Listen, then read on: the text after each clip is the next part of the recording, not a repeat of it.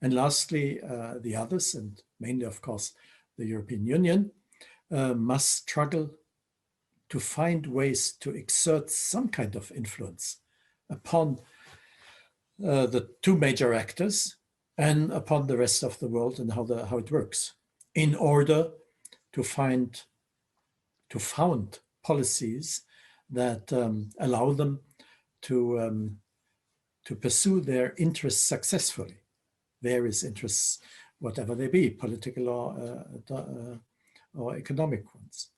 Now, globally, despite that bipolarity, I think we see in front of us a mixture of interference and of competition and of cooperation. And out of that mixture, enormous risks of the escalation of the competition can arise. And that can have tremendously negative consequences regionally, globally, on the bilateral relationship and on us in Europe too. So that all boils down to a tough call for Europe and to two things that I think we have to look at if we consider what to do, how to handle this. First, I think Europe needs to continue to insist strongly on multilateralism to overlay at least the unavoidable ideological contest and the struggle for dominance wherever, in whichever region, not just between the two major players. And the competition of narratives.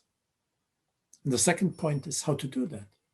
In the past, states anywhere have reacted to crisis by externalizing, adapting to the crisis situation, by building alliances, by coercing others, by acquiring additional resources, by means of arms or money or whatever.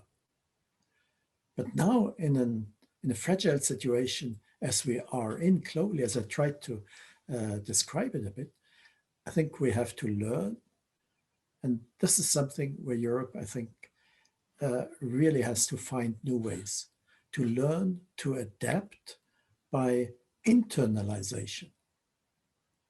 That is, for example, if you're confronted with climate change, first start in your own country to deal with it. The technological challenges, yes, data protection, etc.